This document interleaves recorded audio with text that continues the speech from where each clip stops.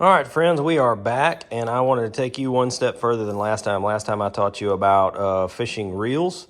Today I was going to tell you about stringing up your rod for the first time, and I told y'all last time I like to start with this one, but it's basically the same principle with any and all different, fishing rods. First things first, you got to get your line coming off. So with this one here, with the spinning reel, you would open your bail, you would pull your line off, and you'd leave your bail open, and I've already done this, so I'll just talk you through it. And then you put your line through each one of the eyelets here, obviously starting at the one closest to the reel first and going all the way down and then coming out the tip. So once you do that and you have your line, you want to leave yourself enough string to get it back where you're not fighting the slack, because while it's pulling, it can mess you up while you're trying to tie your hook. So the first thing first is you want to find a hook, and it depends on what you're fishing for. But most kids, I like to start them out with what we jokingly call perch jerking. In Texas, we don't actually have perch, but we like to catch bluegill. Why we call it perch jerking, I don't really know. Maybe it's just fun to say. But so basically you're going to take, and there's an eyelet on the end of your hook, and you're going to put your line through that hole. And I did not wear my glasses, so we're going to try and hopefully get this. Oh yeah, I got it. So you're going to just put it through. You're going to make a loop, or you're going to make a bite here, just a bend straight through it. And then you can do this a couple different ways. You can twist your hook, or you can twist the line around the line around the other line. I prefer to twist the hook, so I twist it 8 times. 1, 2, 3, 4, 5, 6, 7, 8. Now once you get that done, you're going to see that up next to the eyelet here, you've created a hole. And you're going to put the tag end of your line through that hole. And I got my big thumb in the way here. Once you do that, then you pull that out. And what I'm teaching you to tie right there, that's an improved clinch. So if you tighten this all the way down, sorry, that's the clinch knot. Now you're going to take that tag line, and you're going to put it through the hole now that you've created by putting your tag line through the gap by the eyelet. I'm trying to put it up against this black and see if that will help. So you're taking the tag line now and you're putting it through the new loop that you've created, and then you just cinch it all down. And more often than not, whenever you get to this point, I like to wet the line and pull it down. Sometimes you got to use your thumbnail to force it on down. This is a little bit bigger line. Realistically, I probably could have got away with less than 8. And then you want to take and use your fingernail clippers, scissors, pocket knife, whatever you got to trim that tag line off. So we'll just take this tag line, or the tag end right here, and we'll just nip it off pretty close to the knot, making sure that we don't cut our knot. So that's it. Now you've tied a finished knot, improved clinch. It's a pretty all-around knot. This works pretty well for most everything, especially for me. In my eyes, it works really good for perch jerking.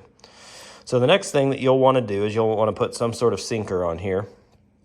And I just have these little ones right here, and you can buy these at Walmart. They're really cheap. Same thing with the hooks. They'll all be right there together. And then you just take this and you just mash that down. You mash it down nice and tight, and you probably want to finish it off with some pliers. I don't have any pliers here, but that's the idea. So you just pinch that down. And then if you need to take it off, well, I didn't pinch it down very good. Then you pinch here on here to open it up. So you see it opened. So back to it. I'll mash it with my fingers a little bit better this time, although you really need to finish it up with pliers. Back in the day, we used to bite these before we figured out lead was bad for you.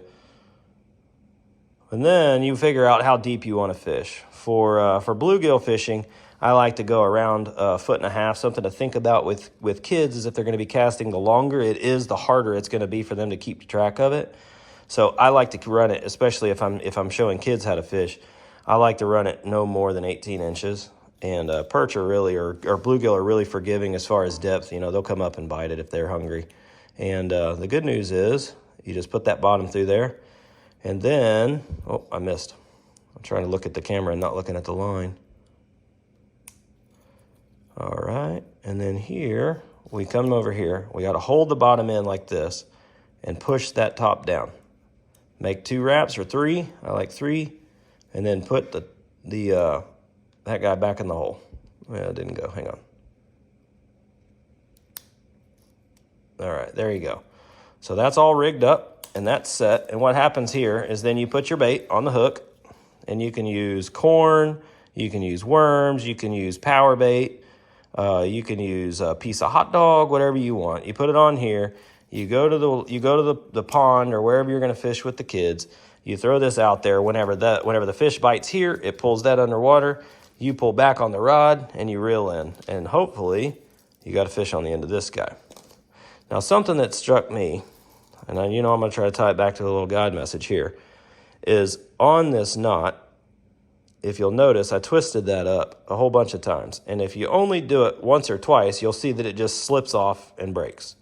But whenever you twist it a bunch of times, what you're doing is you're making a whole bunch of points of contact for that line. So you're making friction. And the thing that I like about that, or the thing that I thought was kind of neat and how it kind of ties back to the faith, is that just the same as as our body has a bunch of different parts. My hand is not my foot is not my head. My eyes are not my toes, and so on. We have a whole bunch of different parts, and it takes all the different parts to make all the different parts work, or to make the whole being work. And if you go and look at Romans 12, 4 through 5, it basically talks about how that scenario is played out in the Christian faith, and how our body, and kind of like this fishing line here, ties you all back to what you're supposed to be tied back to. So you got some friends that go to church, go with them. You got some good knowledge, that's good. That's a wrap of your line. You have a calling or something that you remember from your childhood that ties you back. That's a good thing. You got a mama that prayed for you, that's good. That's another wrap of the line. And each one of those things, if you rely on any one thing, if you only rely on having friends at church, then eventually that line's going to let loose. If you only rely on faith and you don't go to church, you don't have any part of that. Whenever life's good, you might forget that you got faith and you know what you're supposed to be doing. You might forget all about Jesus. You might just think about yourself. And that's kind of what I think is kind of neat about this knot. Makes me think some is just kind of all the different points of interconnection, and the way that they all work together to make one little knot. And that one little knot ties you into the fish that hopefully you're going to catch and make your kid's day. I hope you learned something. Hope you had some fun. Thanks again.